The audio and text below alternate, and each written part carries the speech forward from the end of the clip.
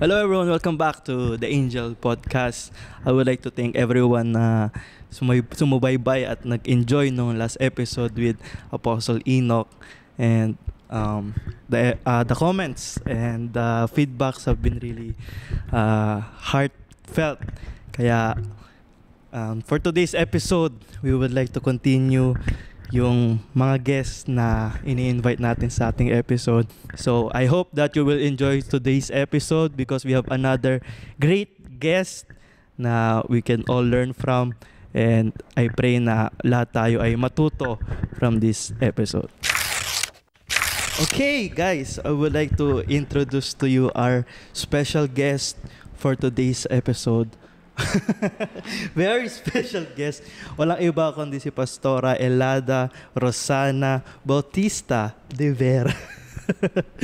So, para po sa kaalaman ng lahat, she's the wife of Apostle Enoch Danny de Vera na guest po natin last episode. And why not introduce yourself first, Pastora Elada? Ako si Elada Rosana Bautista de Vera. Ayan, kompleto din. Wife po ako ni Apostle Enoch Danilo de Vera. Yes. And during the last episode, na syempre, nabanggit ka, hindi ka nawala doon. Isa ka sa mga pinaka-importanting topic doon sa last episode. And kaya ako nandito ngayon. Yes, exactly. And kaya nga, sinasabi sa akin ni Isaac na nung after ng mag-record namin last week that there have been a lot of details na hindi nabanggit during the last episode because ang haba din ng mga topics mga pinag-usapan namin during that time, from the start ng kanyang spiritual journey with God hanggang sa the highs and the lows sa ministry. But today, I would like you to detail some of the things na hindi nabanggit during the last episode. In fact, yun ang isa sa mga strength, I believe, ng mga women. Magaling sila magdetalye, hindi lang lamang sa mga damit, but details. Even sa mga story. Okay. Like, they all remember the details. Magaling ang memory ng mga women. So, as to start this episode, ano po yung initial reaction ninyo nung lumabas yung episode ng inyong minamahal na asawa? Natuwa. Kasi nga, binalikan niya yung mga paano kami nagkakilala. At the same time, kinilig. Yeah. Habang pinapanood ko, syempre, merong smile, yes. Merong yung pagbabalik tanaw, yung mga bagay na nangyari sa nakaraan, mga ups and downs, mga pagtatama, ayun. Mga masasaya at mga hindi masasayang bagay na nangyari na napakarami. Ayun. And natuwa naman kayo bilang siya sa kanyang pagiging vulnerable sa kanyang episode.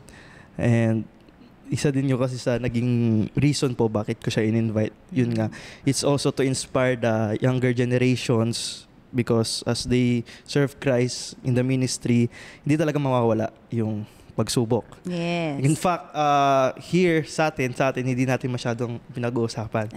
Kasi when it comes to the negative things na nangyari, we frown upon it. Na anong nangyari sa yan, ganito, ganyan. Pero hindi natin naiintindihan na it's all a part of the testimony of Jesus in our lives. That's why I wanted to I invited Apostle Enoch, and now you're here para to double down then on his testimony and also your testimony as well nung nangyari yung time na yun. So, actually, an unexpected na response na kinilig. Kasi, like, di ba, when it comes to 23 years of marriage, di ba, like, may mga times na lalo na pinagdaanan. Oo, di ba? So, nakakatawa kasi andun pa din yung kilig, which is talagang the love of God. So, actually, part na rin ng restoration eh. Kasi may na-restore din sa amin. Yeah. After ng fall talaga. Yeah. May restoration talaga. Lalo na nung after naming magkaroon ng renewal of vow. Yeah. So, nandun yung yung closeness. Year 2022, nag-renewal of vow kami. That's 21 years. namin. Okay. So, one of the things na gusto kong mailabas ngayon is, yun nga, the other side naman nung effect nung downfall ni Apostle Enoch. And I believe yun din ang gusto niyo pong sabihin at i-share para sa ating pong mga manonood. So, during that time, Pastor Elada, 2012, that happened. 2011. Papunta ng 2012. Year of Amazement kasi ang 2012. Okay. So, yun. So, it started ng around May. Yan, ng 2011. So, bigla na lang siyang nawala sa bahay. Alam ko may meeting sila noon AG meeting Tapos bigla na lang siyang, all of a sudden, hinahanap na siya sa akin. Nasaan siya? So, hindi ko rin alam kung nasaan. So, doon nagsimula yun. Nasaan na si Apostle Danny pa that time. Tapos, after noon, tumawag si Apostle Joseph sa akin. Kasi ang una niyang tinawagan noon, si Apostle Joseph. Hindi ako. Si Aja ang unang tinawagan ni Apostle Enoch. Okay. And then, tinawagan ako ni Aja. Sinabi niya sa akin na, mag-usap kayo. Ayun na nga. Tumawag sa akin si Enoch after nung tawag ni Aja. So, tumawag po si Apostle Enoch kay Aja. And yes. Then, tinawagan kay ni Aja. Oo, tinawagan ako. Kasi hindi ko rin alam kung nasaan. Ang anak namin noon, 2 na. Si Isaac at saka si Shep. Okay. Tapos noon, tumawag din sa akin si Enoch pero hindi ko alam. Ang sabi niya, nasa hotel siya, something, hindi ko alam kung ano yun. Ay, sabi ko, bakit doon ka natulog? So, sabi ko, ano bang nangyayari sa'yo? Ganun lang. Not knowing na meron na palang nangyari that time. So, ako, syempre, hindi ko naman iisipin na anong nangyari sa kanya or saan siya nagpunta o sino yung kasama niya. Sabi ko, bakit doon ka natulog? Nagpapahinga ka doon? Hindi ka ba makatulog dito? Sabi ko, gano'n. Tapos pag uwi niya, doon pa lang niya kinuwento sa akin. Ang naalala ko, nandun si Labana noon. Kasi maliit pa nga yung mga anak ko. So, yun na. After niya magkwento, so nashock ako. Siyempre, anong reaksyon ko? Matutuwa ba ako? Siyempre, hindi. So, sobrang galit ko. Pinagbabato ko siya ng pwede kong ibato. Ng lahat na po pwede kong para lang maipakita yung anger ko sa kanya. So, doon nag-start yun. Pero nung tinawagan po kayo ni Aja, nakaramdam na ba kayo ng kaba nun? Wala akong idea kahit konting yun. Opo. Kung anong nangyari sa kanya. Kasi biglaan galing pa kami noon ng Batangas, parang ilang araw, medyo hindi na siya nakakatulog noon aligaga siya. Sabi ko, ba't hindi ka ba nakakatulog? Ganyan. Tapos all of a sudden, gano'n na. Ganun na yung nangyari that time. So, yung panahon na yon, after nung fall niya na yon, doon na nagsimula ang mga bagay na maraming nangyari. So, ano yung mga first things na nangyari, di ba po, na exposed na, and then, syempre, ano yun, yung first night, sabihin natin, pag-usapan natin yung first night na in-expose, syempre, ang unang talagang initial reaction is yun nga, anger, hurt. Paano yung natulog kayo sa same bed? Hindi kasi 2 kwarto nun Doon ako sa kabilang kwarto. Doon sa lagayan ng mga laruan nila Chef. Kasama niyo Wala kasing, hindi, kasama pa namin sila Okay. Yung isang kwarto bakante yun. Nung nasa Quezon City kami. Kasi nasa QC pa kami that time. Yung isang kwarto nun, vacant yun. So doon ako talaga nag-iiyak. Pero ang initial kong ginawa, nagpunta ako ng church. Doon ako nag-iiyak sa Quezon City, sa drum set doon. Doon ako nag-iiyak sa Panginoon. Kasi sobrang painful lang nangyari. Sabi ko, ano yung naging pagkukulang ko, meron ng self-pity, di ba? Bakit ganito? Yes. Bakit ganito ang ginawa sa akin ito? Di ba? Yung betrayal, ando doon yung pain, lahat na ng naiisip kong, ang pangit ko ba? Yung mga ganun bagay. Yes. Di ba? Kasi tira ng kaaway yun sa mind mo ba't ka nagkaganyan? Anong bahagi ko doon? Yes. Di ba? Anong nangyari sa'yo? Di ba? Lagi naman tayo magkasama, tapos suddenly biglang magkakaganon. So yun. After nun, may mga siya because of selfishness, hindi na niya iniisip yung mga tao na nasaktan niya Naiisip pa rin niya sarili niya. Naiisip niya na magkukulong sa kotse. hinahanap ko kung nasaan, nando doon pala sa kotse, saradong-sarado, kasi gusto na rin niyang mawala sa mundo. Kasi ba meron siyang testimony na gusto niya mag-suicide. So, ganun din nun. Nakikita ko na lang, sabi, saan si daddy niyo? Syempre, maliliit pa yung mga bata. Wala naman kaming kasama nun na tutulong din sa akin sa mga gawain sa lahat. Since wala rin naman akong work nun. So, lahat yun akin. So, in pain ka na sa loob, pagod ka pa sa labas. Diba? So, ganun ang nangyari nun. So, iintindihin ko pa siya. Ako na yung nasaktan, siya pa rin iintindihin mo.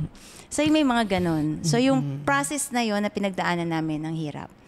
So, nabanggit niya, di ba, na hindi lang isang beses nangyari yun. So, until such time na natanggal kami sa QC. So, pinalipat kami ng bahay from Quezon City, napunta kami ng Fortune. Kasama namin nun sila...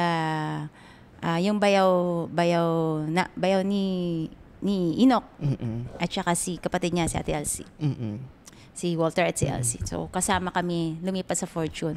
At the same time, habang andun kami, ako ang naging OIC ng Quezon City. Okay. That time. So, yun. And maraming mga bagay na himala ang nangyayari habang may nangyayari din kay Inok. Sa Quezon City may nangyayari, habang sa kanya may nangyayari din na... self-pity sa sarili niya. Na ang dami niyang, yung imbis na tulungan niya yung sarili niya, the more na nakikita niya na walang tumutulong sa kanya, kaya iniisip niya hindi na siya magbabago. Ganun ang kanyang pakiramdam. During that time na po ba yung kayo po yung nagsimula na parang inassign mag-preach sa QC?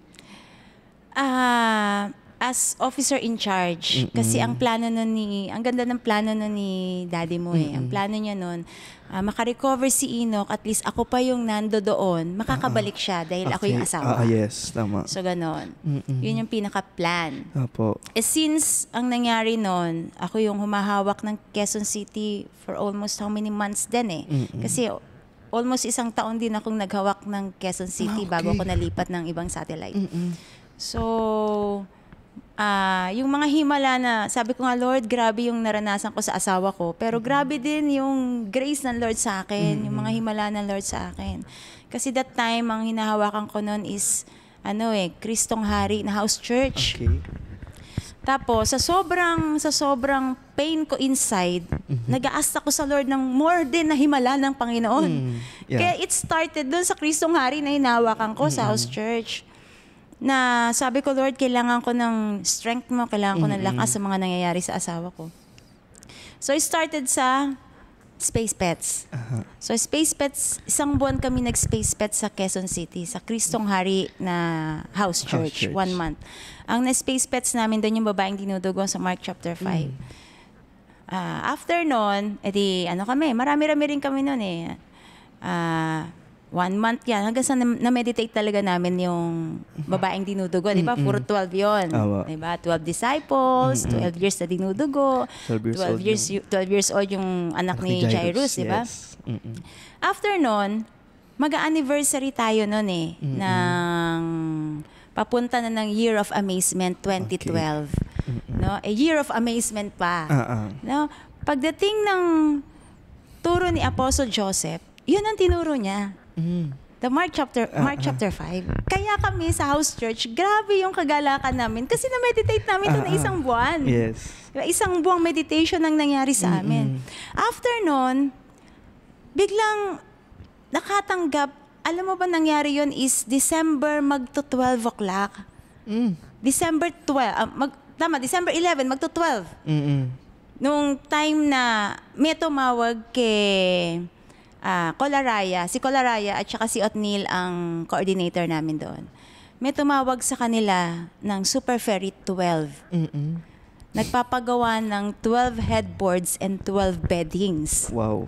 Puro 12. Ang daming Super Ferry nun. May Super Ferry 9, ganyan. Super Ferry 12 talaga ang tumawag sa kanila. Yun ang pinapagawa. Kaya kami, the more na grabe yung excitement namin sa mga 12. No? After nun, na-receive nila yung kanilang business permit ng dulo ay 12. Diba? Amazing. Mapunta nga kami na Year of Amazement eh. Kaya grabe, sabi ko, Lord, in spite of meron akong nararanasan na pain within, ganito mo naman ako ini-encourage sa mga himala. Yes. After nun, nito ko lang nalaman na nagpunta kami ng Tagaytay. Nagpapagawa kasi sila Colarayan ng bahay sa Tagaytay. No? Meron silang, yun yung nagamit nila. Yung kinita nila sa Super Ferry 12, yun yung nagamit nila. Nung binibentahan pala sila ng bakal that time, parang inaano yun ng 21K Pinipresyohan yung mga bakal na scrap para doon sa bahay. Hindi pumayag sila at Neil. Sabi nila, kukunin ko yan kung ibibigay mo ng 12K. At ibinigay ng 12,000. Yung bagay na yun. So yun, tuwa ako sa Panginoon. Sabi ko, Lord, in spite of na merong mga ganitong bagay na nangyayari sa amin, talagang grabe rin yung himala mo. Yes. No? At nito ko lang na-realize, nung babalik kami ng QC, after 12 years. Kasi year 2012, year of amazement, diba? Tapos, after 12 years, 2024, 2025 na ngayon. Sabi ko, nga Lord, after 12 years din. Naalala ko noon, year 2000, nung napunta ako ng Quezon City at naalis ako, 2012. So 12 pa rin. 12 years. Diba? Ang galing ng Lord. So yun yung mga bagay na chine-cherish ko. Unang-unang himala na naranasan ko na kasi nangyari yun pa December So May, ilang buwan pa lang nung nangyari yun kay Apostle Enoch. So, yan yung isang encouragement sa akin ng Panginoon. Nasasabihin ko na, Lord, dito mo ako pinapatatag. Yes. Diba? The most trying time of your life is the most anointed time. Yes. So, yung bagay na yan. And exactly na, one thing na we should appreciate about God is that di natin masyadong pinag-uusapan, pero God really is hurting kapag yung mga anak niya nasasaktan. Yes. And the way you share your testimony, the way that God comforted you, it was because God knows what would cheer you up. Because yun nga, since grabe yung naranasan mo. Kasi yun nga, when we fight not only by flesh, we do not war against flesh, but your spirit talaga and the strongholds in the realm. And those are the things that was meant for you guys to be broken down. Talagang, di ba? Talagang hinambol ng Lord. Talagang pinakababang-baba na talaga yon. And it's a good thing na hearing po yung testimony ninyo that God knows how to comfort His children. Yes. Kasi, yun nga, pag meron tayong nararanasan kay Lord, ang pinaka talagang initial reaction is galit. Hindi lang galit sa mga tao na nakasakit sa atin, kundi galit mismo kay Lord. So, meron po ba during that time na nagalit kayo kay Lord? Na happen in the secret place in your time with God? What happened during that time? Wala. Wala? Hindi ako ng galit sa Diyos. Wala. Hindi. The more na ako lumapit sa Panginoon. Kasi kailangan ko na himala Kailangan ko na himala na kailangan magbago yung asawa ko. Yeah. Na kailangan siyang makabangon. No, na in spite of nagkaganon siya, iba yung nakikita ko once na pumapasok ako sa realm ng Lord. Iba yung nakikita ko Ang sinasabi sa akin ng Lord, restoration. Sa Hosea chapter 2 until during now. That time, Yes. Sabi ko, Lord, bakit ganito? Sabi ko gano'n, umiiyak ako sa Panginoon. Doon sa isang kwarto namin, di ba? Umiiyak ako. Sabi ko, Panginoon, ito na yung nangyayari sa asawa ko. Una, sabi niya, di ba, ilang beses. Nung una akong kay Lord, go sa presence ng Lord. Sa Hosea chapter 2, ang haba nun Meron doon na sinasabi ng Panginoon kung ano yung pakiramdam niya. Dahil yung mga Israel, di ba, nagkaroon ng idolatry. Di ba? Nakita ko yung pakiramdam ng Panginoon bilang isang Diyos, tapos merong ibang lover, yung Israel. Sabi ko, Panginoon, ganito yung nangyayari sa asawa ko, ganito rin yung nararamdaman ko. Nakita ko yung pain ng Diyos dun sa bagay na nangyari sa asawa ko. Pero beforehand, nararamdaman ko parang hindi pa tapos. Sabi ko, Panginoon, gabayan mo ako kasi parang meron pa akong pupuntahan na isang lugar na mas matindi pa. Nararamdaman ko na yun. Sabi kong ganon. Piniprepare ako ng Diyos doon sa bagay na yun. Although hindi ko naiintindihan kung ano yung lugar na yun na parang, Lord, parang may maharap pa ako mas matindi pa. Sabi kong ganon. Yes. Tapos noon, yun na nga, naulit na, tapos napalipat na kami. So, hindi rin naging madali yung paglipat namin kasi ang dami naming gamit isang truck na malaki yun Tapos isisiksik namin sa isang kwarto. Diba? So, lahat yun, na scatter lahat ng gamit namin. Napunta kila nanay, yung mga table namin, napunta na sa labas kahit maulanan na, wala. As in talagang lahat ng gamit namin, wala. Ang matitira lang sa amin, damit, kwarto, kung ano lang yung pwede namin, lahat ng gamit namin, benta lahat yun. Nung napunta kami ng Karuhatan. No? Tapos noon, syempre, habang umaayos si Enoch, hindi rin kasi ganun kadali siya nung maiayos that time. Dahil nga, puro selfishness. Hindi ba yung haharapin ng may responsibility? Hindi ganun. Hindi siya ganun that time. Nung mga panahon na yon, that's year 2013, mga 2013, yan, mga ganyan, panahon na yon. So, hindi ganun naging madali yung proseso ko sa kanya. Until such a way na napaalis na rin ako sa QC. Dahil hindi ako naging transparent sa nangyayari sa asawa ko. No, hanggang sa nadala ako sa Malanday, si Enoch naman napunta ng Karuhatan. No, doon siya naging incoming reserve. Ako naman napunta ng ng Malanday that time. Yon, ganoon. So magkahiwalay kami ng satellite. Tapos ang dami namin napunta. Si Enoch, ang dami napunta ang satellite. Puro nakadilaw yata siya. Wala yung ginawa, puro nakadilaw. Hanggang sa nung napunta siya ng 2016, lipat na rin siya ng Malanday. Siya na ang nag-handle ng Malanday that time. Nung si Apostle Belt naman ang may inayos ang Diyos sa kanya, siya naman ang nag-handle. No? At nung pag-handle naman sa Malanday, nagkaroon ulit siya ng problem doon. No, naitama ulit siya doon nung panahon na yon. Yun yung meron na siyang takot sa leadership na nanginginig-nginig na, 'di ba? Alam niyo naman pag nanginginig-nginig 'yon, laging may panginginig sa kanya. So nung naitama ulit siya doon, naialis kami ulit ng Malanday. So that's the time na ako ay napunta ulit ng bahay namin, nauwi kami ng bahay, pero sa Malanday pa rin ako ma-attend. Ibig sabihin, kasi doon kami tumira eh. Bata pa si Cara noon natira kami doon. Tapos nauwi kami ulit sa amin, pero si Enoch, hindi na siya sa amin umuwi. Okay. Hindi siya tinanggap sa bahay. Okay? Nauwi siya doon sa biyanang ko. Opo. Almost mag-iisang taon yon. So that's the time din na pinagtrabaho siya ni Apostle Joseph. Okay. So nung nagtrabaho siya, hindi rin naging madali. Kasi yung una niyang work, may takot siya.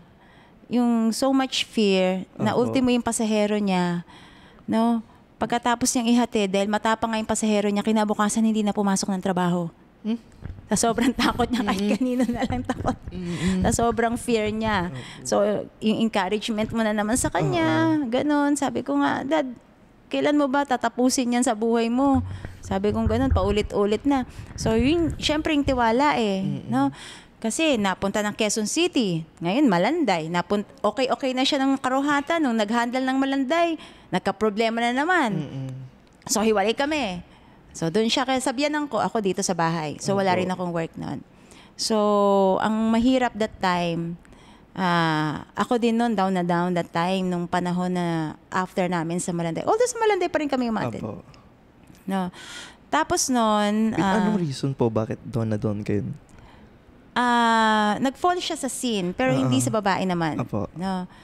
I think it's masturbation Okay. Tapos niyan, nung naalis kami ng Malanday, napunta nga kami ng Marolas. That's the time na pinagtrabaho siya ni Apostle Joseph. Ang kaisipan kasi ni Enoch that time is, sinasabi ni Aisha na 7 years. 7 years or 5 years? 7 years. No? Gusto niyang kumpletuhin yung 7 years. Ang thinking niya, 7 years is 7 years bago siya ma-restore. So, sabi ko, Dad, hindi ganon. It's not fate. Sabi ko, ang pananampalataya, kaya niya i-surpass ang natural. 7 years is natural yan Hindi ganun ang pananampalataya. Once na ikaw ay lumapit sa Diyos, magpabago ka ng puso mo, kaya mo i-surpass yun. Hindi siya naniniwala sa akin. Lagi ko sinasabi sa kanya, hindi yan ang faith. Sabi ko, hindi yan ang faith. Doon kami medyo nagtatalo nun. Tapos, hiwalay nga kami, no? Nung naghiwalay kami nun, doon niya naranasan din na papasok ng trabaho. Talagang minsan natutulog yun sa jeep. Hindi na nauuwi doon sa kanila. Kasi kaaway niya rin yung mga ano niya doon eh. Mga pinsan niya, mga pamangkin niya. So natutulog yan sa jeep. No, uuwi ng trabaho, jeep ang tulog. Di yun na-share yun. Oo. Sa akin nga yung detail eh. Tapos dumating kami sa point of time na ang kinain niya, hindi ko alam kung asin o asukal na lang inulam niya eh. Because of budget. Siyempre, wala akong trabaho. Siya nag-i-start pa lang. No?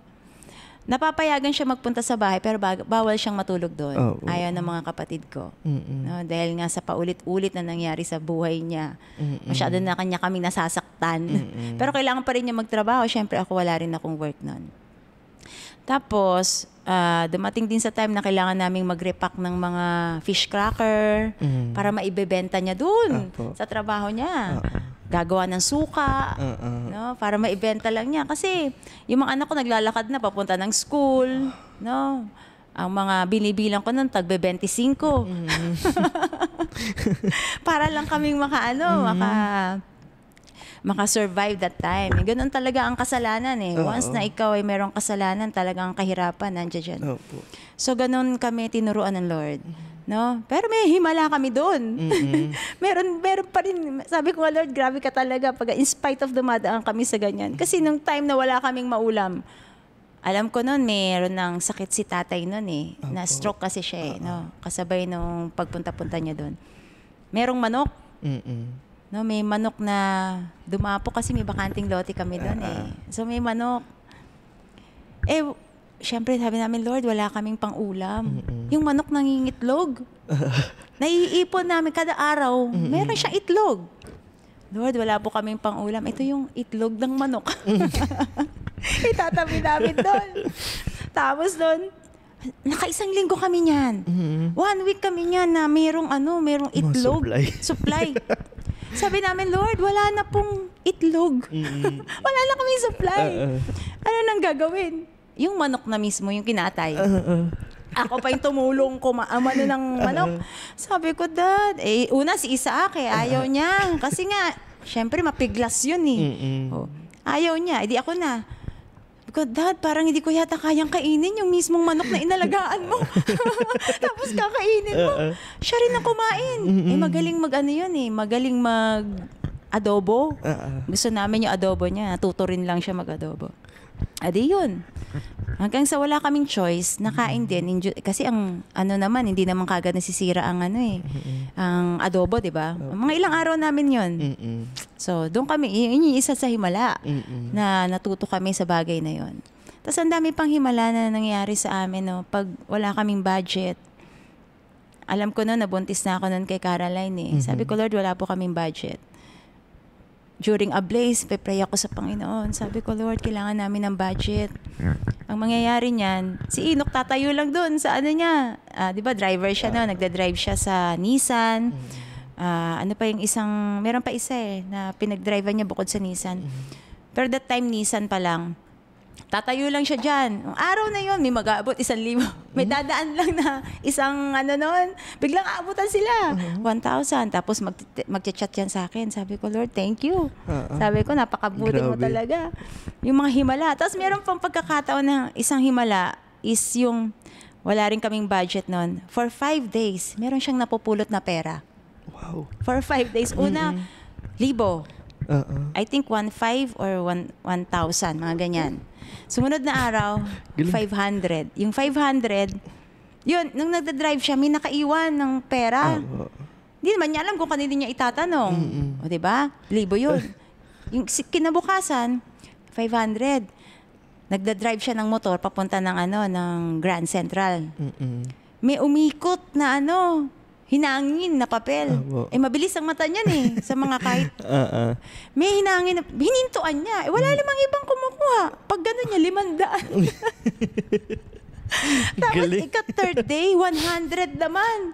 Third day yun, 100. Hanggang sa hinto yun sa 20 pesos. Yung mga himala, every day, na pinapakita sa kanya ng Lord, na in spite of nagkaganyan ka, sabihin gumagawa ng ang himalaan Diyos sa'yo. Diba? Yung mga ganong bagay sa finances namin.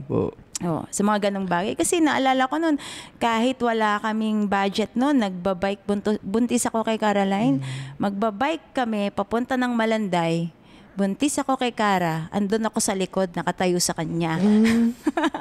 Para lang makapag-ablaze.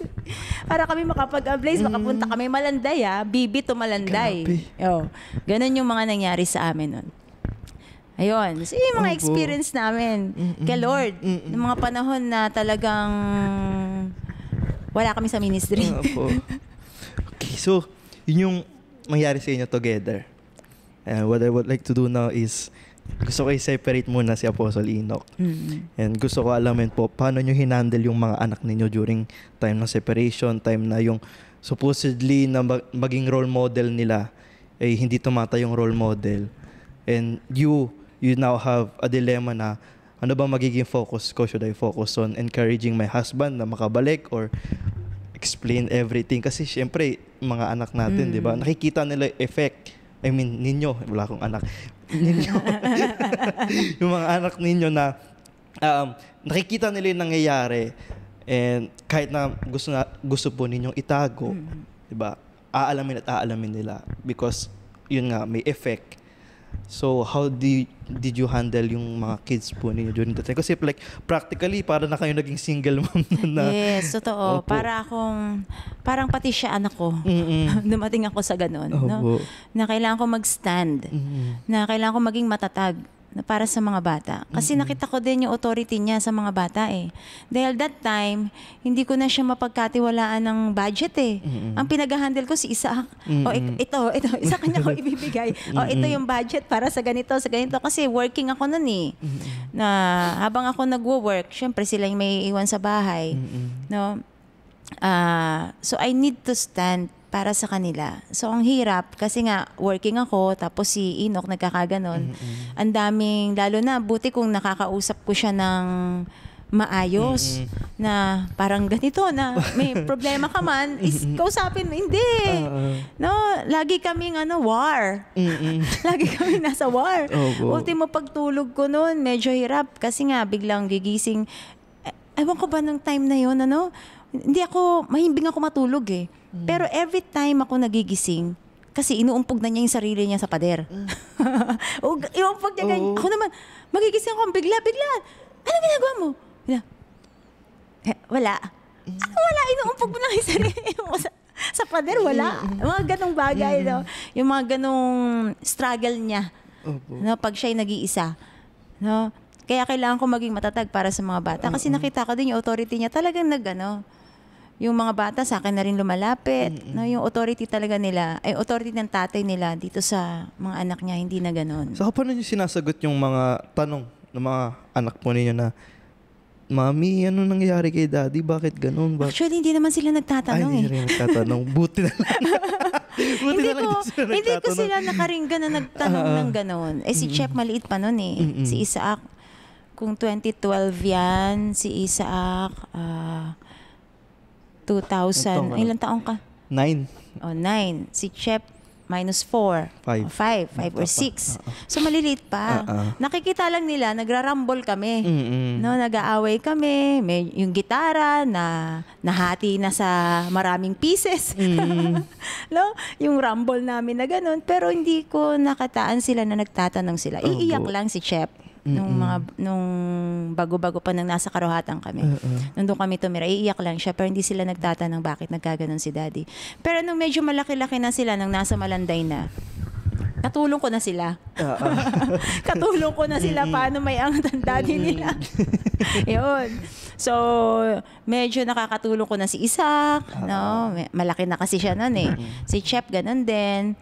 Dumating pa nga sa point of time dahil sa desperation ni Apostle Enoch, hindi na niya rin kayang magluto ng adobo. Kahit adobo. Kasi hindi na niya alam kung paano lutuin.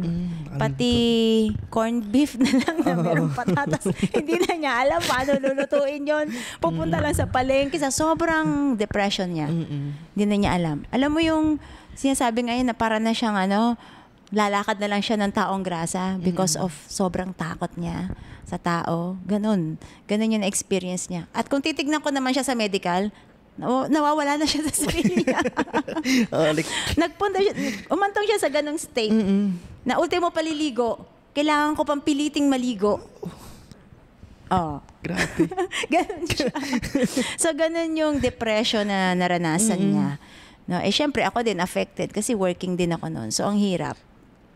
So, doon sabi ko nga, Lord, naranasan ko yung isang man of God na nag-fall. Ngayon, nakikita ko nagiging unbeliever na. So, naranasan ko yun sa part niya. No, na talaga nagkaroon ako ng isang unbeliever na asawa. Ano po naging source of strength ninyo during that time? Word of God. Word of God. Hosea chapter 2, doon sinabi, even the restoration, sinabi doon ng Panginoon, I will restore the valley of trouble will become a valley of hope. Word of God, ang pinanghawakan ko. Every time yan, iiyak ako sa Panginoon. Sabi ko nga sa asawa ko, sabi ko, Dad, alam mo, kung sa Bible, bote-bote na luha, ang kinukulik sa akin, hindi bote, drum. drum na luha. Ang ininvest ko sa'yo. Para lang makabango ka. Diba? Hindi kasi naging madali. Every time nagkikilo siya, gagawa siya ng isang bagay, so much pain ang magkukos sa akin. Yung tiwala. No, hindi ganon.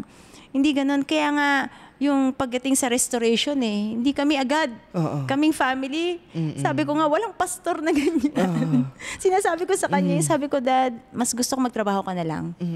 Ayaw kitang magpastor kasi walang pastor sa The Lord sa na ganyan. So, ginaganon ko siya directly. Kasi ayokong maapektuhan ng mga tao. No, ang laki ng tiwala ng The Lord sa, ang laki ng tiwala ni Adja, no, sa isang man of God. No, tapos suddenly ganon. And even ako na mismong asawa, ako magsasabi, sabi ko nga nun kapag nilagay ka ni Apostle Joseph ulit, ako magsasabi na hindi pwede. Huwag na. Ako yung unang magsasabi na, wag po. Pero bakit yung sinabi yun? Like, natatakot ba kayo na mangyari ulit? Or like talagang wala na kayo tiwala sa kanya na kaya pa niyang magpastor? Kasi that time, ayaw niyang burahin. Wala akong nakikitang pagtayo na umangat, pagtayo na baguhin niya yung mga bagay na kailangan baguhin sa kanya. No? Merong time nga niya na aangat ulit siya. No? Mami, talagang tinatawag ako ng Lord. Ganyan. Sabi niya, susuportahan mo ba ako?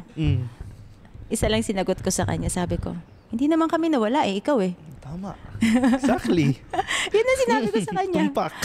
Hindi naman kami ang nawala, ikaw. Ikaw ang magpapatunay niyan, hindi naman ako. Tama. Which is tumatak sa kanya yun.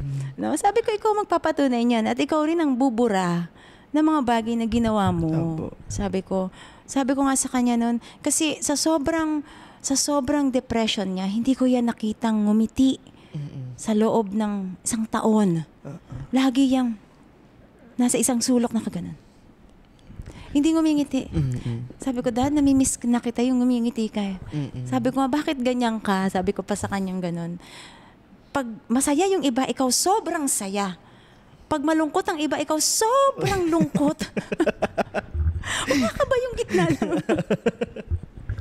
Yung ganung bagay, umantong kami sa ganon. Kasi nga yung attitude niya na ganon, sabi ko, maging ano ka naman? That's truthfulness Sabi ko, maging truthful ka sa lahat ng bagay. Sabi ko, hindi yung magiging pretentious.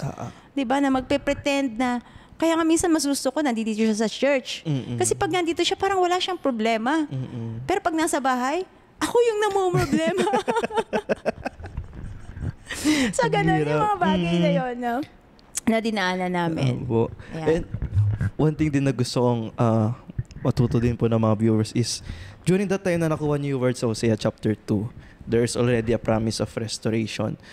How did you hold on to the word na knowing there's already a promise of restoration and yet yung circumstances ay malayo sa promise ng restoration? Napakalayo.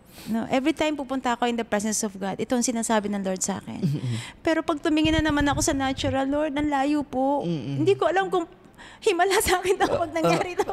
Sabi ko, napakahimala. Pero still, word of God is word of God Yun pa rin ang pangahawakan ko. Yes. Sinasabi pa ng Lord sa akin na I will rebuild David's fallen tent ilang beses. Sabi ko, Lord, you will rebuild David's fallen tent. Sabi ko ganun. Na-DA ako na nasa Malanday ako Nung na-DA ako niyan, isa ako sa hinawakan ni Apostle Joseph ng mga wounded warrior. Yeah. Yes. Nung time na yon, isa lang iniiyak ko sa Panginoon, ma-restore ang asawa ko. That's 2016. Despite na DA na kayo, ang gusto nyo pa rin mangyari is restoration. Hindi nawawala sa akin yun. Hindi nawawala sa heart ko na talagang makaangat yung asawa ko. Wow. Ang isa sa binigay sa akin na word ng Lord is Pool of Bethesda. Sa John chapter 5, I think. John chapter 5. Pool of Bethesda. Sabi sa akin ng Lord doon, 38 years yung lame. Still, nandoon siya sa pool, hindi umaalis. Nag-aantay ng himala. Ilang taon pa lang ba yung nangyayari sa akin? Kung 2016, 2012, diba? So 4 years. Pero para sa akin, napakatagal na. Sabi ko, Lord, until sinabi sa akin ng Lord, stay. Kasi that time, nagkakaroon ako ng laban. Nagkakaroon ako ng laban na, syempre, DA ako. Tapos ang asawa ko nagkakagano. Nagkakaroon ako ng laban na once na DA ka, meron kang laban na mag-go out, di ba? Sabi sa akin ng Lord, stay. You stay. Like yung layman na for 38 years. Sabi ko, yes, Lord, I will stay. And that's permanency. You stay. Kasi si Lord mismo ang bumaba dun sa layman. At tinanong, di ba? At siya mismo yung nagpagaling. Yes, tama. Ang sinasabi sa akin na, once you stay, ako mismo ang kikilos asawa mo. Wow. Sabi nga, ano ba yung gustong-gusto mo? Ang gustong-gusto ko ma-restore yung asawa ko. Ang gustong-gusto ng lame man, makalakad siya. Diba? So yun ang gustong, sabi ko, Lord, ang sabi ng Lord sa akin, you stay. Kaya that time, pinangawakan ko yun. Permanency. I stay. Okay, I stay. 2016. Tapos dumating, syempre, another level na naman ng laban, no? Sa mga himalang nangyari sa amin, once na naitatama kami, mga laban talaga. Yun yung time na yung sinasabi nga ni Apostle Joseph na once na nandoon na yung pinakamatinding laban mo, huwag kang titigil kasi malapit ka na doon sa finish line. Diba? So dumating ako sa ganun. Sa pinakamatinding laban, hindi ko alam kung bumigay kami noon. That's 2021 na lahat kami gusto ng umalis ng The Lord Send. Yun yung pinakamatindi na kung bumigay ako na, di wala Apostle. Tama. Yung time na yun, that's 2021. Ang nangyari nun, so tinatama ako. No? Nag-start yun sa ACE. Tinama ako sa Healing Covenant ng Lord. Tapos ang asawa ko nagkakaganon. So bombarded ako. No, up and down. Yes. So nasa gitna ako. Sabi ko, Lord, nahihirapan po ako. Sabi ko, pag nasa work ako, nagugulat sila, tahimik ako eh. Pero yun yung time na tinatama ako. Sabi ko nga, Lord, palakasin mo ako kasi baka mabaong ko yung karayom dun sa ini-injection ako. Matodo ko. Madamay pa yung pasyente. Matodo ko. Kasi yung time na tinatama ako, nasa work ako. Sabi ko, Panginoon, ang daming mga babakunan, mga senior, dami. Nandito, merong pagtatama sa akin sa GC. Sabi ko, Lord, palakasin mo ako kasi baka yung mga karayom mabaong ko talaga. Sabi ko, sige, bigyan niyo ako 5 minutes. Sabi ko, 5 minutes, wait lang. Kukompose ko yung sarili ko. Kukompose ko kasi ang daming mga senior nun eh. Ayan, sabi ko, Lord, after nun, thank you, Lord. Balik ulit. GC ulit. Yung mga ganung bagay, so bombarded ako. So, nandoon ako sa point na nasa gitna ako, no? Yung asawa ko, kailangan kong asikasuhin dahil nga hindi nagiging maganda. Dahil actually, siya gusto na umalis ng TRH. Ako, hindi. No? Hanggang sa dumating yung time na so much bombarded ako ng ganun. Nahirapan ako. No? Hanggang sa napa-oo ko. Yung word na, okay, sige. No? Alis tayo ng TLH. After nun, sinong nag-stand? Yung anak kong babae. Si Chep. No, maliit pa si Cara nun eh. Ayaw siya, malungkot siya. Kain kami ng Golden Crown habang nagme-mentorship kayo dyan. Wala naman kami pupuntahan. Siya malungkot. Kain ka na. Talaga, malungkot siya. Hindi ko mapakain. Nahahawa naman ako sa kanya. At the same time, alam mo yung may laban pa nun that time. May laban na alam ko yung mga anak ko hindi rin magiging masaya pag wala kami sa The Lord's Hand. Ito na yung buhay namin. Tapos nagri-ring sa akin ng John chapter 5, yung permanency na word. Yun ang laging nagri-ring sa akin. Sabi ko, Panginoon, ito yung word mo nung una kong laban noong 2016. Ngayon, ito yung isa sa matindi kong pagdidesisyonan. Kasi wala akong maasahan sa asawa ko that time eh. I have to stand kung anong gagawin ko. Sabi ko, hindi ko rin kaya na itong mga anak ko mawala sa kamay ng Diyos. That's the time na nag-usap-usap din kami. Hindi, merong John chapter 5. Merong permanency. Talagang word of God talaga. May permanency, hindi natin po pwedeng bitawan ang word of God. At the same time, itong si Shopee nangungulit. Kasi yung until now naging customer ko yon sa Shopee, yung Cotabato sa POH. Isa rin yung sa prayer ko noon na Lord, pagpalain mo ito kasi may order. Tsaka naman may o-order kung kailan naalis ka na. Tsaka naman may o-order na 10 piraso. Yung mga ganong bagay. Sabi ko, Panginoon, napakabuti mo. May word na noon that time sa akin, binibigay ang Panginoon sa Psalms 145. No, na talagang magpakumbaba. Ini-ignore ko. Ignore ako ng ignore. Hanggang sa ni-remind sa akin ng Lord ang John chapter 5 na permanency. Go to the word, permanency. That's the time, sabi ko, Lord, hindi ko kakayanin. No, na mag-step out. Naiwan kung ano yung bagay na ginawa ng Diyos. Kasi ang dami mo ng himala na ginawa ng Panginoon sa buhay natin. Tas this is the time pa ba na bibitawan natin. Kaya yun. Nagtuloy kami. Nag-yellow kami lahat. Dito na yan sa Maralas na po. Yes, sa Maralas na yan. Ang dami kasing pag ganun-ganun. Nag-yellow kami lahat. That's the time na nagturo si Apostle Dionysius pa noon patungkol sa totality of salvation. Lalong bagong-bago sa amin ang totality of salvation. Bagong-bago ang lahat ng mga bagay. No, and that's the time na pinanghawakan namin ang salita ng Diyos, still word of God. At doon, nung time na yon din, no, doon lalong kumilos ang Panginoon sa buhay ni Apostle Enoch. No, nag-aano siya, nakikinig siya ng word of God. I think it's sa John yung nakarinig siya. EES din yan na lumapit siya kay Adja. After nun, that's the time na may nawala na lahat sa kanya. O doon nakakalapit na siya ng kay Adja. Pero iba yung araw na yun. Iba yung araw na yun ng kalayaan niya. Na after nun, doon nagkaroon ng transformation and everything. At after din ng mga bagay na ang bilis ng pangyayari sa buhay niya. No? Tuloy-tuloy na. Nagtuloy-tuloy, doon siya tinawag na, biglang tinawag ni Asia na Apostle Enoch, na kami gulat. Apostle? Kasi ano na kami, kontento na kami na mag-work ka na lang, Dad. Pwede ka na mag-work na lang, wag ka na magpastor. Please, wag ka na magpastor. Wag ka na magpastor. Yun ang sinasabi namin. Kaya even yung mga anak namin, gulat doon nung tinawag siya ni Apostle Joseph ng Apostle. Pero, kami, hindi pa nagsisink in agad. Pero isn't that an answer sa pinagpipray niya na Hosea? Yung pinanghawakan yung salita na restoration, isn't that? Like, Lord, ito na yun. Yes, diba? Pero ang thinking ko na ng restoration, yung umayos lang siya. Yung maging okay siya. Kasi hindi siya state ng okay hindi yung restoration ng lahat ma-restore. Yun, dumating ako sa point na gano'n. No, pero I thank the Lord. No? Kasi nga, yung time na, yan, nakakabalik na siya. Nakita ko yung transformation sa kanya. Nakita ko yung pagbabago sa habit niya, even sa prayer life and everything. No? Kaya nga sabi ko nga, kasi dati syempre, nung bago-bago, sa dami ng away namin, ang daming mga word curse na nabibitawan mo noon. Bakit ikaw ba yung pangasawa ko? Yung mga ganyan, mantong kami sa ganon. Pero nito, sabi ko, salamat sa Diyos, ikaw ang napangasawa ko. Dumating ako doon sa time na yon, no, na naibalik ko yon. Even yung tiwala, naibalik ko sa kanya because of God. No, unti-unti niyang binura yung mga bagay na sa nakaraan. Kaya pag pinag-uusapan na lang namin, wala kaming ginawa kundi tumawa na lang ng tumawa. Pero pag binabalikan namin yon, no, yung mga bagay na yon, nakikita namin yung kabutihan ng Diyos na ginagawa sa buhay namin. So lang balikan yung nangyari na di ka na kayo umalis.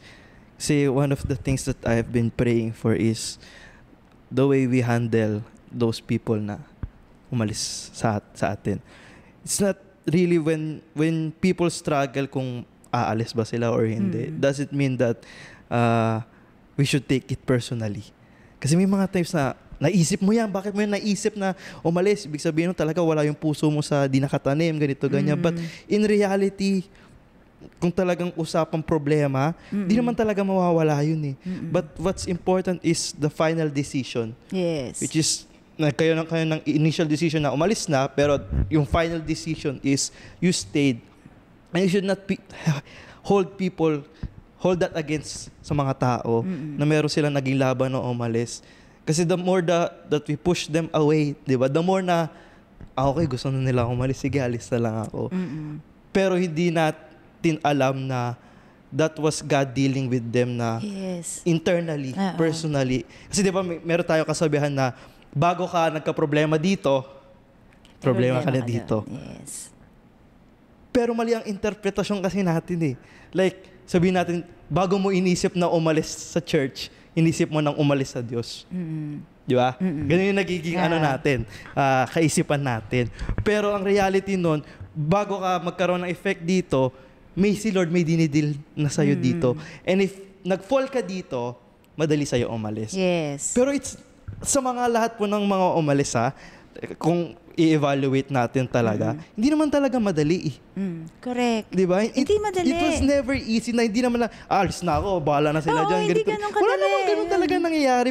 But at the same time, kasi meron din tayong wrong interpretation na naisip mo na, sigurado matagal mo nang gustong umalis, di ba? Matagal mo nang talagang, nanlalamig ka na, tahimik ka na, hindi ka na active, ganito, ganyan. So, the more, rather than we encourage them na labanan mo yan, merong inaayos si Lord sa'yo dito, dinidil sa'yo si Lord dito. So if you overcame kung ano yung naging problem mo dito, magiging tama yung decision mo. Ang nagiging problem kasi po natin is we decide for people. Na since na yan ang decision mo, bahala ka. Diba? Imbis na let's talk about it, let's discuss about it, na magkaroon ka ng tamang decision na in the end, hindi force sa'yo. You came it up with your relationship with God. Nakuha mo sa prayer, nakuha mo sa word, which is ganun po yung nangyari sa inyo. Na yun yung hindi natin na ibibigay sa tao. Kasi nga, na-take natin personally, negatively na pag meron siyang naisip na umalis, na against na sa church, against na sa the Lord's Son, against na sa mga tao sa the Lord's Son, ganun. But ang reality is, God is dealing with them relationally. Yes. So if they have a problem na kung sila ay aalis or hindi, let that person and God deal with one another. Kasi I don't want to live in a generation, actually nag-uusap nga po kami ni ate. Sabi niya, ayaw niya nang lumaki yung mga anak niya kasi syempre nanay na siya. Ayaw niyang lumaki yung mga anak niya na kapag may umalis sa church, ang turing natin is kaaway. Diba? It's hard na as a people na kung saan we say that we love the Word of God and we do the Word of God, and yet may mga responses tayo that is not found in the Word of God. In fact, kahit lately ko na nabasa po si Apostle Paul, si Mark, di ba, humiwalay sa kanila. And yet, during one of his letters, I think it's in Timothy or in Philemon, sa one of the epistles, in-encourage niya yung churches to accept Mark. Na despite na wala siya, ngayon bumabalik siya, tanggapin niyo siya with kindness, hindi yung ituring niyo siyang kaaway. And it's something that I've been praying to God for, na in this new generation, the way we handle things, lalong-lalo na kapag sa mga laban nila. That's why I wanted to build this podcast, because I wanted to showcase sa mga manonood natin, hindi lang yung highest, kundi yung lowest. Because one of the outstanding apostolic characteristics is, number one, is relational. Yes. And people can easily relate to the lowest point of your life rather than the highest point of your life. When it comes to success, di ba? Sa'yo yan. That's your testimony. And that's glory to God sa ginawa ni Lord sa buhay po ninyo, kung paano kayo na-restore. But yung restoration na naging problem niya, na Lord, saan ko kukunin yung lakas na magturo despite na ganito yung nangyari sa asawa ko? Saan ko kukunin yung lakas na magtiwala pa sa Kanya? Panghawakan yung salita mo despite na ganito yung circumstances, and yet meron kang pangako sa akin. Those are the things that kung saan pwede makapasok ang tao, pwede makakonect. And yun ang gusto ko ilabas. Yun ang gusto ko ipakita. That's why I want a community or a safe space or place na we can talk about these things. so that people can be encouraged and inspired not by your success but by the lowest point of your life. Kasi dun matututo eh. No, meron talagang encouragement na makukuha. Yes. And nakita ko nga po sa nangyari nga kay, I heard a man of God, medyo side step ko lang sandali, na sinabi niya, you cannot love a God you do not know. And you cannot serve a God you do not love. So ang pinaka-priority is a person should know God in order that he will love or she will love God. Yes. Because lack of knowledge, hindi talaga natin mamamahal ang Diyos. And if we do not know God, by our encounters, which is ganun po yung nangyari sa inyo, grabe yung naging encounter ninyo. Every word of God talagang encounter yun sa inyo. If we do not know God by our encounters, we will fail the greatest commandment, which is to love the Lord your God with all of our heart, because we do not know Him. Kaya nga nung nangyari kay Peter, diba, nung siya po ay nagkasala, and then ni-redeem siya ni Lord, ni-restore siya ni Lord, nung nag-resurrect na, ang tanong sa kanya ni Lord, do you love me more than this? 3 times tinanong sa kanya. Now, sabi natin, bakit? Bakit tinanong? Ano connect nung love ni Peter kay Lord, diba? And then, pagkatapos nung sinabi, take care of my sheep, diba? But, kung titingnan natin mabuti, ang naging failure kasi niya is 3 times, he disowned Jesus. Ang sinabi niya, I do not know. I do not know the man. He denied Jesus. Talaga. Despite 3 years na tayo magkakasama, ang naging final decision mo is you do not know me. And now, I will redeem you in a level na kung saan, sabi mo, di mo ako kilala, but now I'm asking you, do you love me more than this? And ang answer niya, Lord, you know I love you. Pero ang sabi mo, Peter, you do not know me. So, paano nangyari na you love me and then you do not know me? Yes.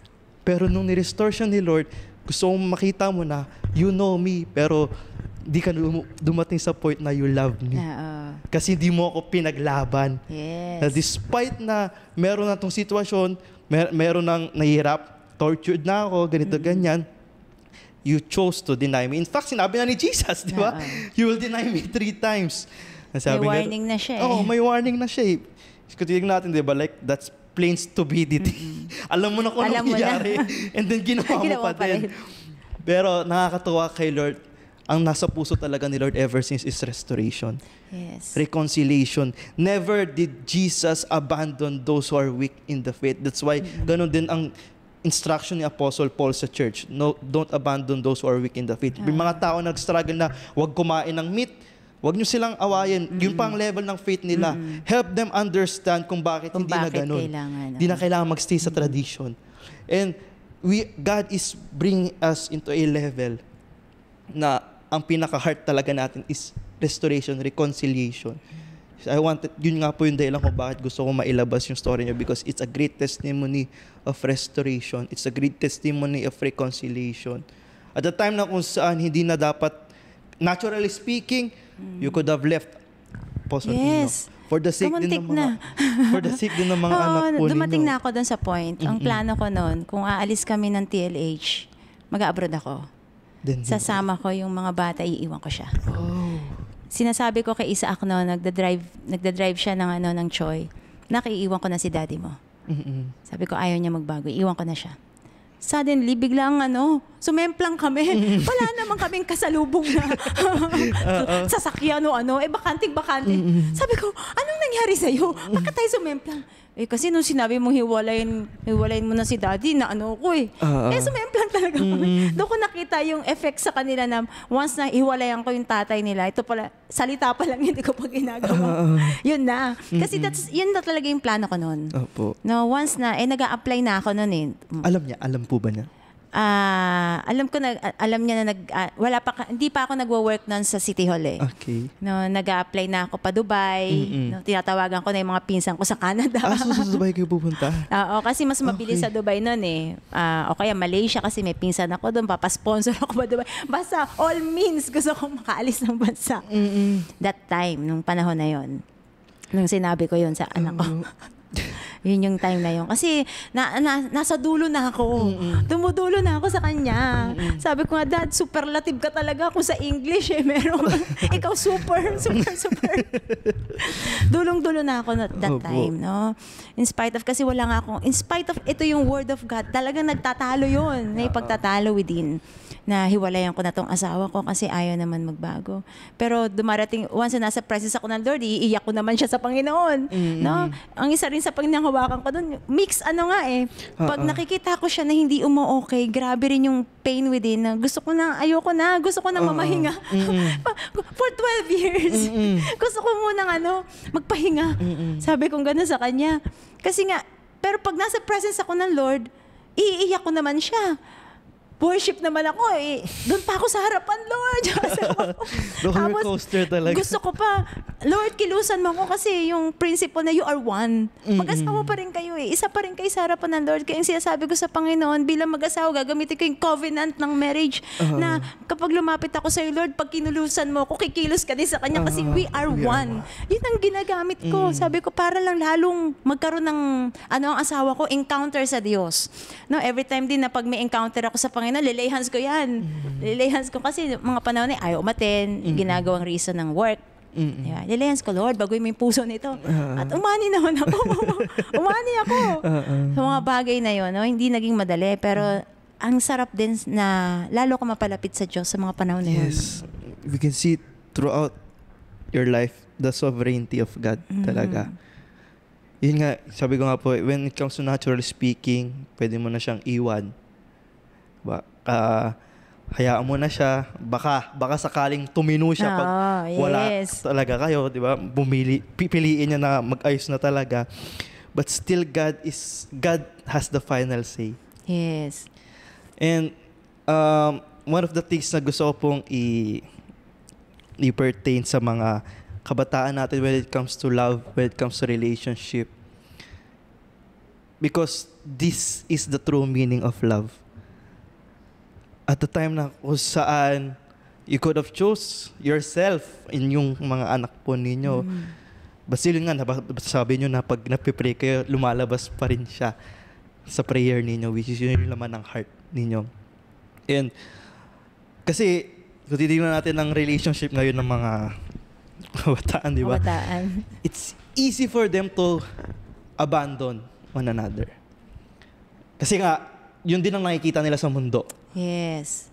Celebrity-wise, may mga love team and then all of a sudden maghihiwalay. Then may iba ng... Dami ng relationship. Diba? Ganun yung mangyayari. Kaya nagkakaroon sila ngayon ng wrong longing and yearning na gusto ko ng relationship pero at a certain point lang.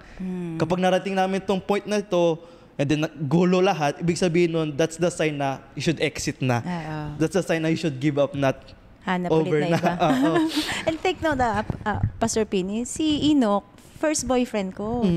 16 years old, niligawan niya ako. Ibig sabihin, wala akong ibang nagkaroon ng boyfriend, siya lang. Di ba? Tapos yung encounter mo pa sa kanya, di ba? Ang lala. Ang lala. Meron pa nga akong time nun. Sabi ko, Lord, sabi sa akin ng Lord, nasubukan mo nang masaktan ng kaibigan mo. Sabi ko, nasubukan mo na bang masaktan ng kaibigan? Opo, Lord. Nasubukan mo nang masaktan ng magulang mo? Opo, Lord. Nasubukan mo nang masaktan ng asawa mo? Lalo na, Lord. Pero ako, hindi kita sasaktan. Sabi sa akin ng Lord. Ibig sabihin, ganun ako, iyak na iyak. Mga panahon na yung depressed ako dahil sa ginawa ng asawa ko. Pero yung encounter sa Panginoon, yun ang hindi mapapalitan.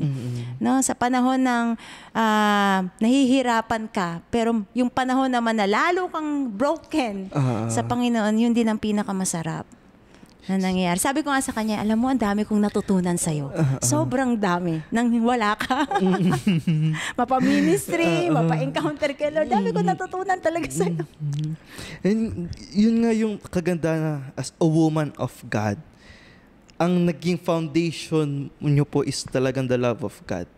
Because without the love of God, you cannot, it's impossible to love this person. Yes, totoo. Na, yun nga tinanong kayo ni Lord na nasaktan. Because when titingnan natin yung 1 Corinthians chapter 13, love is patient, love is kind. one of the things na maganda sinabi doon, love does not keep any record of wrongs. And as a natural person, it's hard for us to let go ng mga wrongdoing sa atin. But you manage to do it. Maaring unconsciously ninyong nagawa. Pero ang naging breakthrough talaga is yun nga, because of your encounter with God, yung love ninyo sa Panginoon superseded yung love and trust na na-break ni Apostle Enoch. And yun nga po yung gusto kong matutunan ng mga nasa kabataan natin kasi syempre may mga struggle talaga sila. Yes. When it comes ba sa pagpili ng relationship, would you go extra mile for a person na you say that you love? Ayun nga kasi nagiging distinguishing factor ng lust and love. Lust rushes, love learns to wait. Yes. Nangyari kay Jacob, he waited 7 years. In fact, 14 years dahil niloko siya ng kanyang tito. But he waited again. So, when it comes to love, it's something na hindi natin masyado pinag-uusapan. Siyempre, mga kabataan, huwag niyong isipin yan. Mga bata pa kayo, ganito ganyan. Pero pagdating naman nasa edad na kayo, hindi niyo pa rin alam kung anong gagawin ninyo.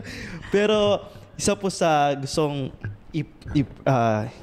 ilabas na mensahe po sa kanila, yun nga na nangyari sa inyo. Because that's the true meaning of love. Would you go? Would you be willing to suffer for the person that you love? Would you be willing to hold on to God even though then all signs is telling you to let go?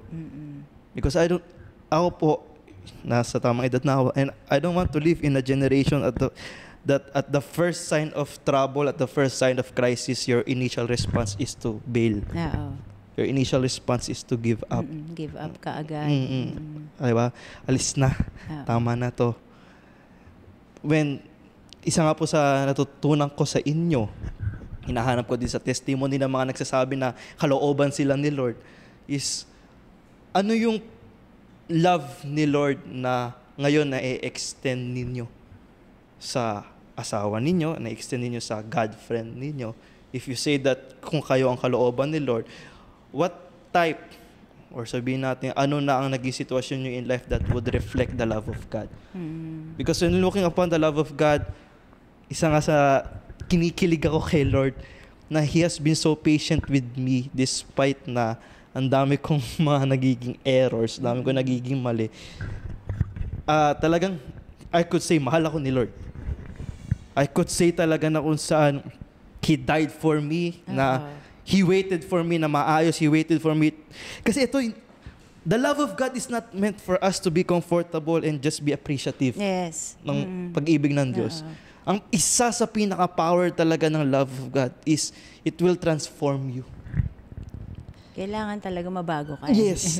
And yun yung nagiging, kung titingnan natin pag-ibig sa mundo, sabihin nila, kung mahal mo ako, tatanggapin mo ako ng ganito. Di ba? Ganun yung nagiging mensahe nila. You must accept me as I am. Talagang if you love me, ganun. And kung titingnan natin mabuti, that's not how God loved us. Yes. The love of God is so powerful because it has the power to transform you. Not forcefully na magbago ka, ganito, ganyan, kundi because of His continuous love and something na talaga na-experience ko po. Because of the power of the love of God, Lord, gusto kong magbago para sa iyo. Hindi to karapat-dapat sa bagay na itong nagiging laban ko, itong nagiging pagkakamali ko, kasalanan ko, hindi to karapat-dapat sa bagay na ginawa mo sa akin on the cross. The power to transform. And if we cannot translate that sa ating physical relationship, then we do not have the love of God. Hindi lang sa relationship ng marriage, kundi even sa friends, even sa churchmate. Yes. The love of God is meant for us to be transformed, and it's something na kailangan natin mailabas. I agree. Kaya nakakatuwa po yung storya ninyo because you hold on. Yun nga, you could say that truly the love of God is reflected, mirrored in your marriage. And we appreciate, I appreciate what you've done, not only for God, but even for your husband, for your children. Amen. It's an inspiration to us as the next generation. Now, when we say something that is it is the will of God, we fight for it. Hindi natin susukuan yan. Kasi ito nga, meron tayong kapatiran, hindi ko nasasabihin yung pangalan niya. Sabi ko sa kanya, ikaw ba mahal mo si sister? Sabi ko sa kanya, si sister umalis. Mahal mo ba si sister? Sabi niya, oo naman, mahal daw niya. Sabi ko, kung mahal mo siya, ba't di mo pag-pray na makabalik siya? Bakit ang nagiging response mo ngayon is iba na lang? Iba na lang. Diba? Kung titignan natin naturally, yung babae ngayon na ililigawan mo, hindi natin maiiwasan na isipin niya, option lang ako. Kasi wala na si ganito. Wala na yeah, diba? Like, it's not a good message. Now, when we talk about the will of God is the will of God. The word of God is the word of God. It stands forever. If we respond in a worldly way na kapag ito umalis, diba? Wala na. Instead of asking God, like, anong magiging testimony? Like, anong magiging testimony? Story. Oo, yun nga po eh. Yun ang sinasabi ko, like, anong testimony lalabas dyan na ito umalis tapos lumipat ka sa iba? Sabihin mo, will of God. So you're saying that God makes mistakes? Which is, we don't know God if that's how we think. Now, son, God makes mistakes. Nagkamali si Lord, kaya sa iba na lang. Oh, di ba? Kaya ang hirap nung, sabi ko, Panginoon, itong mga kabataan, meron silang laban. Gusto nila ng boyfriend, gusto nila ng girlfriend.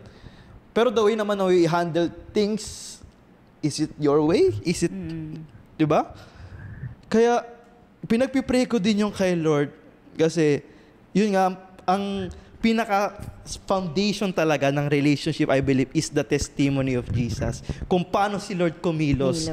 Kung paano si Lord gumawa ng himala. Yun yung magiging strength din ninyong dalawa. Correct. Na at the times ako sa may problema kayo, yun ang panghawakan nyo. Anong ginawa ni Lord sa atin? Ito yun, no? Ito yun. May nabubuong altar. And, kaya kung we do things naturally na ganito, walang nabubuo.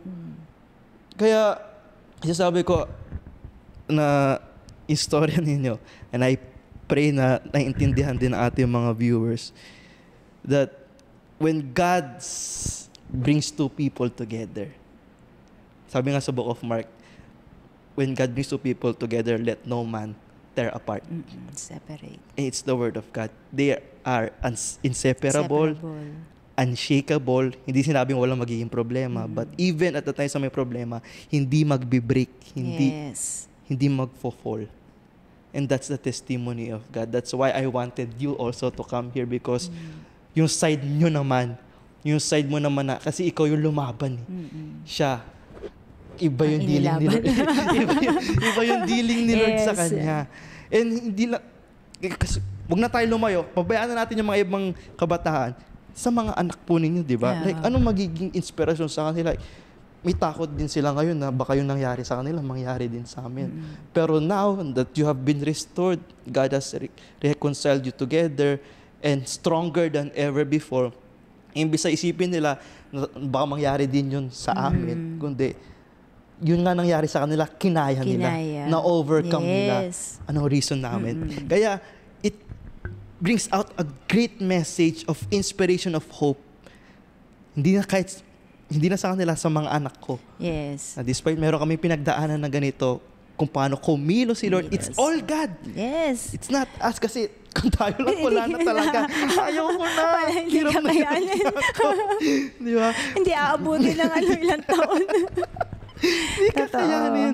But the way God moves, yun nga, ang restoration sa inyo is maayos na lang siya. Yes. But Ephesians 3:20, that God can give abundantly, exceedingly, and abundantly give you more than you ask or imagine. And then balik ka agad sa apostle. Tsaka ang bilis. Pag si Lord talaga, mabilis ang restoration. And that's God's ways, di ba? Maaring hindi natin gusto. Pero sinabi sa Isaiah that His ways are not our ways and His thoughts are not our thoughts. As the heavens are higher than the earth. Ganong kalayo. Yes.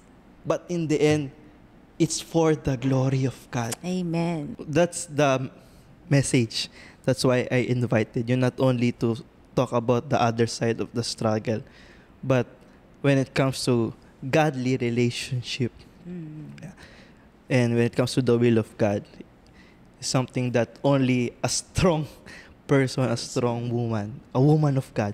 In fact, sa Proverbs 31, binanggit dun ko na yung characteristic ng godly woman. Isa dun sa, ilang beses sinasabi dun yung strength niya, nire-recommend, kinokomment ang kanyang strength. And you are a living testimony of the strength. Man. A divine strength that comes from God. And everything that you went through, I believe it's not in vain. I believe it has a purpose. I believe you are meant to lead somebody. Kasi isa din sa pinagtataka ko, Pastor Relado, is yung mga kinasal na, nasa na ngayon? Di ba dapat kayong tumutulong sa mga sa mga next generation, gabayan nyo din sila kung paano kayo nilid. Bakit hindi kayo nai-inspire? And at the same time, sa other side naman, yung mga wala pa, sabi ko, isa sa mga kinakausap ko, kapatiran natin, may mga tayo ay nagkakaroon ngayon ng revival sa mga kabataan, and I thank the Lord, I glorify God sa ginagawa po niya. Sinabi ko sa kanya, uy, ayusin ninyo yung inyong storya, life story. Kasi kung hindi ninyo ma-overcome yan, ano magiging mensahe ninyo sa mga kabataan papasok na pag ikaw naglingkod kay Lord, tatanda ka ng dalaga. Tatanda kang binata na yung desire mo na magkaroon ng partner, mawawala na. Kasi titingnan nila kayo, bakit kaya to si ate, wala pa. Ilang taon na.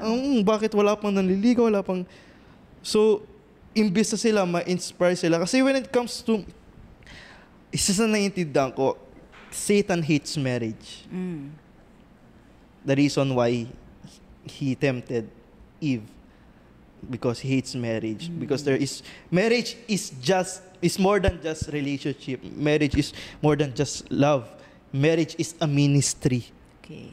Something na hindi natin naiintindihan. It's a ministry. That's why at the end, when Jesus Christ, sa second coming, marriage ang dulo. Tama. He will be married to the bride. If God does not want marriage, in fact, He is the author of marriage. And He wants His children na makaranas. Pumasok sa marriage. Unless yung tao mismo nakakuha siya ng word na. That's his conviction or her conviction. Pero I believe, sabi ko nga sa kanya, meron kayong desire for marriage. And who do you think gave you that desire? Is that a selfish desire? I mean, kayo, you have committed your lives to God. You have served God faithfully, passionately. And don't you think that God would want to reward you with a man of God, with a woman of God? God is not, hindi siya sadista na pag ikaw naglingkod sa Kanya, tapo mo na lahat yan, ako na lang talaga. I want... Si Lord lang. Yung nagiging misrepresentation.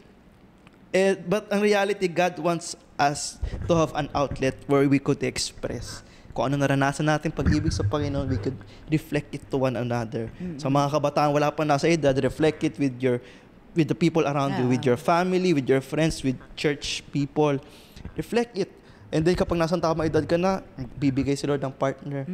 And then you can, again, another level of where you can mirror the love of God. So sinasabi ko sa kanya, anong mensahe ilalabas ninyo sa mga papasok? Na kapag nag-commit kayo kay Lord, wala na. Kaya, isa po yun sa mga pinagpipray ko. Hindi lang sa akin, kundi, yun nga, iniisip ko sila. Iniisip ko yung next generation. Iniisip ko yung mga taong papadala ni Lord. Mga taong babaguhin, aayusin ni Lord. And how do we handle those things? And yun nga, isa po sa sinabi ninyo is, He's your first boyfriend.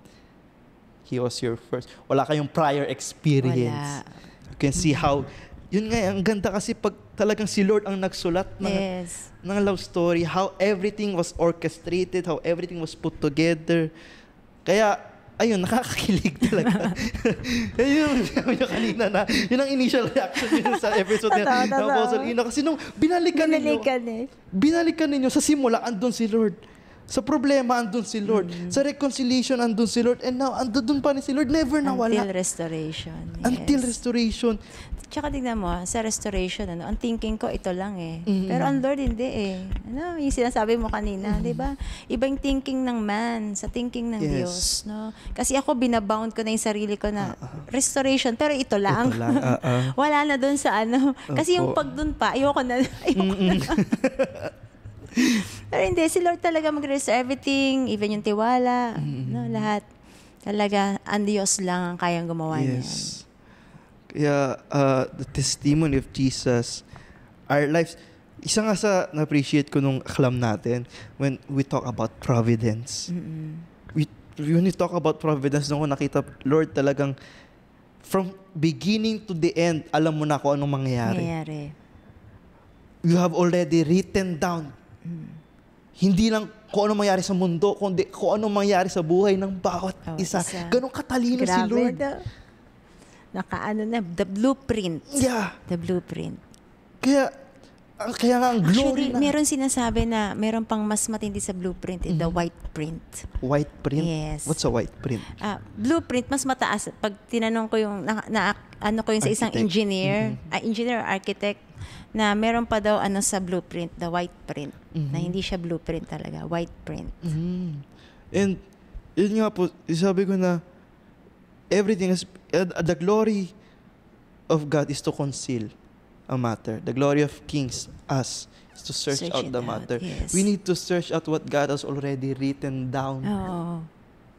Kasi kung hindi mo rin makukuha yun, walang glory sa'yo eh. Yes. Diba? Kaya kailangan matuto ka. No? Paano mo mahuhugot?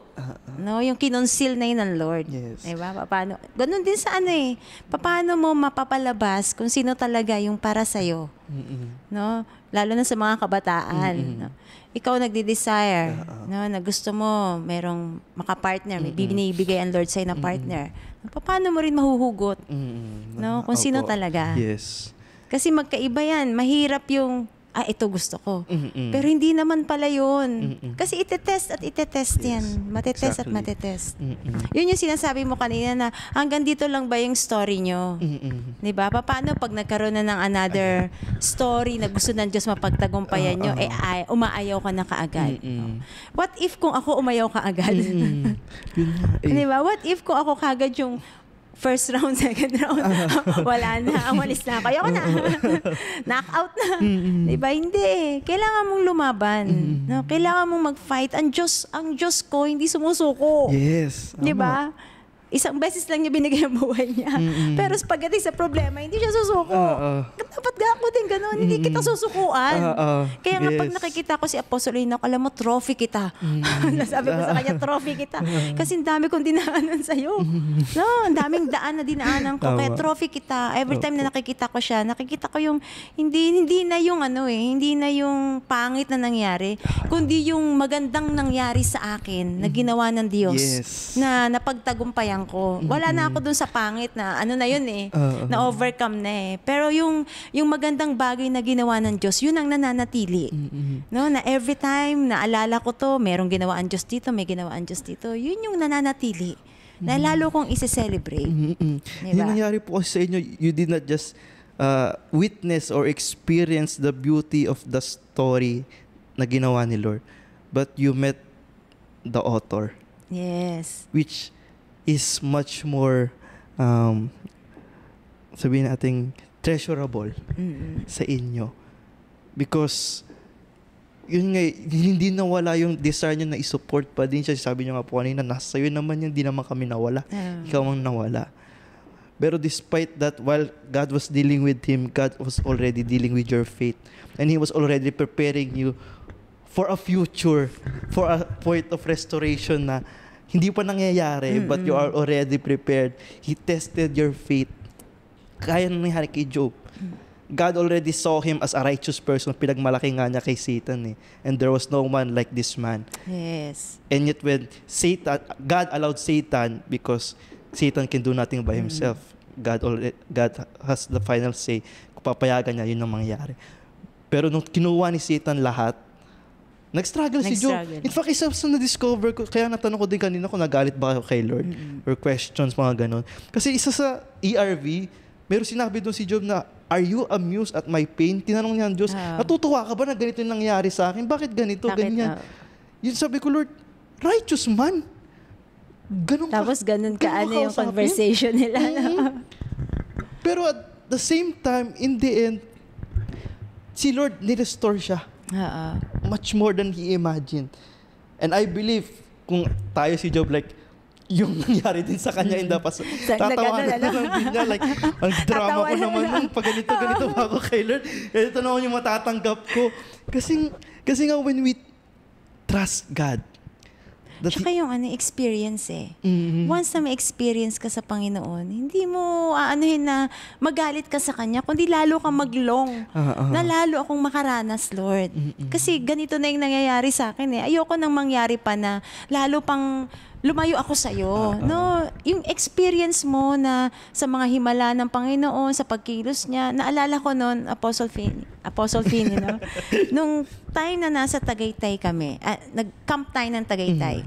That's 2016, I think, 2016. Kasi twice tayo nag-Tagaytay, di ba? Yung 2016. Sa sobrang DA din ako noon, twice ako na DA, hindi ko alam kung ano mang kina-DA ko noon. Na-DA ako noon, tapos yung asawa ko din, ganun nga. Sabi ko, Lord, ayoko. Nawalan kami ng gamit. Yung pauwi kami, pauwi kami from Tagaytay, syempre nakabas kami. Yung gamit namin nandoon sa likod ni Pastor Kuya Onesimus. Kasi parang pick up yun So, tolda lang yung ilalim, yung takip nun. Yung maleta ko laki-laki. Kasi, apat kami doon. Apat kaming gamit doon. Nagulat na lang ako. Suddenly, nasa bahay na kami, tumatawag yung kapatid ko. Ate, nawawala yung gamit mo. Yung maleta. Nakastop sila sa bandang Tayuman or Santa Cruz yan. Nabuksan yung tolda, so kinuha yung gamit. Sabi ko, Lord, kakatapos lang ng AC. Tapos kami ito mawawalan. Ayoko na makakarinig ng gano'n. I-evaluate mo na naman. Saan to nakapasok? Saan to? Sabi ko, hindi. Kailangan i-activate ko yung since AC to, i-activate ko yung prophetic gift. Sabi ko, Panginoon, tulungan mo ako. Sa sobrang si Apostle Enoch nun, hindi ko talaga, Dad, Mami? Nanginginig pa na that time Sabi ko, Lord, kailangan ko ng himala mo. Sabi ko, I know. Sabi ko, hindi ko sisisihin ang sarili ko or kahit na kailangan ko ng himala. Nagpray ako. That's the time na naranasan ko. Alam mo kung ano yung nakikita mo. Yun yung nangyayari. Kasi sabi kong gano'n sa kapatid ko, tawag ako. Sabi ko, May, ang kumuha niyan, lalaki na naka-black shirt at white na short. Sabi kong gano'n sa kanya. Wala naman siya nakikita lalaki doon na gano'n. Sabi ko, nakikita ko ngayon, habang meron ako nakikitang vision, tawag ako sa kanya. Sabi ko, nakikita ko ngayon, isang Coca-Cola na malaki na kainan. Merong na Coca-Cola. Sabi niya, ate, nakatayo ako ngayon dito. May Coca-Cola malaki. Wow. Nakatayo ako ngayon dito sa kainan. Sabi ko, lumakad ka ng konti. Meron ka makikita dyan vulcanizing. Sabi ko, ganun. Lumakad siya, may vulcanizing. Wow. Sabi niya, ate, dito may vulcanizing. Sabi niya, pati address. Sabi ko, ganyan ako. Sabi ko, Lord, pumunta ka sa ganito address ng bahay. Hanapin mo. Sabi niya, ate, medyo malayo na yung address na yun. Maya-maya tinawag sila ng pulis. Sabi niya, ate, binalik na yung maleta mo. Ang nagbalik, lalaki na naka-black shirt at white short. Wow. Sabi ko, yan ang kumuha. Naibalik sa amin yung gamit. That time, sabi ko, Lord. Kaya sinasabi ko kay Apostle, tignan mo yung himala ng Diyos in spite of na ganyan ang nangyari. Kaya hindi ko, paano mo magagawang magalit sa Diyos? Sa mga ganong karanasan mo sa Panginoon. Yes. Na mga ganong bagay na alam mo, Diyos yun, hindi mo kaya yun. Paano maibabalik yung isang bagay na yun na sa'yo na nawala na? Sa dami-dami ng tayo Santa Cruz, mga tao. And yet, kaya ng Diyos gumawa ng himala. Kaya nga sabi ko, Lord, I thank you dito sa mga himalang ito na nagkukos sa akin until now, na kaya kong sabihin at ipatotoo dahil buhay ang Diyos ko. Di ba? Buhay ang Diyos ko. Na ganun ka-powerful ang Diyos at buhay, kumikilos, gumagawa. Doon ko nga naranasan, Lord, ito pala yung naranasan mo na, kung ano yung nakikita mo sa langit, yun ang sinasabi mo. And I would like that. Ito na rin, sabihin natin maging conclusion natin. I can confidently say that you met the God of the Bible. Amen. Hindi mo lang siya nakilala information na, Lord, ito nabasa ko, ganito, ganyan. Ganito ka pala. Kundi, itong nabasa ko, ngayon naranasan ko. Kaya kilala kita ngayon. Kaya kahit na kung anong pangit na nangyari, mas kilala kita. Alam ko, gagawa at kikilos yes, ka. Exactly. In spite of pangit siya. And let us all come to the point na maging ganun kami. We know God well enough.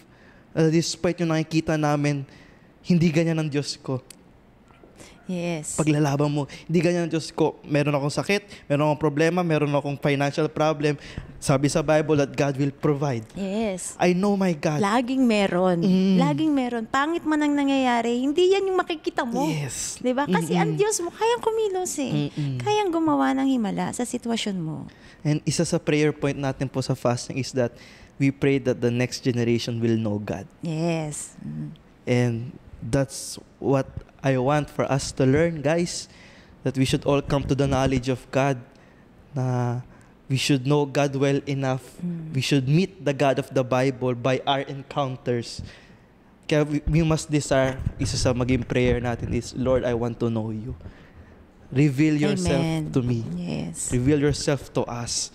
Because if we cannot know you, we cannot love you. And we cannot love you, we cannot serve you. Pilitin lang namin maging worker every year. If hindi kami lumalago in our knowledge of you, mawawala at mawawala din yun. Yung maturity within, mahalaga. Kaya it's talagang relationship with God. Correct. It's not religion. Relationship. Yan talaga ang, kaya nga lalo na ngayon, Apostolic Kingdom people, tayo ang i-raise ng Lord. Napakahalaga talaga na ma-establish ka. Sa loob. Ang relationship mo sa Lord. Kasi paano ka iaangat ng Diyos? Yes. Kung ang relationship mo sa Kanya hindi okay, hindi established, paano Kanya gagamitin? Yes. If you do not know Him, anong mensahe mo ipapalabas mo? Kaya, it's really blessing to me. Itong time po natin ng interview, knowing everything na naranasan ninyo, everything that you went through, and kung paano nyo pinaglaban. Sa major takeaways ko is to truly hold on to the Word of God. You never let go of the Word of God, no matter what and how long it takes. Kasi kung hindi kayo dumaan sa ganun, di ba? Hindi rin kayo magiging strong as you are right now. And I believe your strength could lead many people. Yun nga, marami makakonect sa inyo. Sabi ko nga, kung ang isang apostle, ginamit ng Diyos at gagamitin ng Panginoon. Sabi ko, Lord, I am Elada, the eternity of God. Yung lahat ng ilalapit mo sa akin, Panginoon, is, sabi ko nga, kaya siguro yung name ko is eternity, the eternity of God. Kasi mag-fall ka man, hindi yun ang nakikita ko sa'yo. Kaya kung inilaban yung asawa ko, kasi mag-fall ka man, hindi yun ang nakikita ko sa'yo. Ito yung nakikita ko yung kabaliktaran ng plano ng Diyos sa'yo. Kaya sabi ko, isa yun sa nakita ko sa pangalan ko. The eternity of God. And He has made everything beautiful in its time. Kaya, thank you very much for sharing your testimony to me, to us, to the viewers. And I pray that mas lalo pang lumawak ang ministry ninyo. Amen. Na you will be talagang unashamed to testify how great God is in your life. So, that will be it for today's episode, guys. Again, si Pastora Elada Rosana Bautista de Vera, a very strong woman of God. So we would like to greet everyone. Have a good night and God bless. Bye-bye. See you in the next episode. Bye.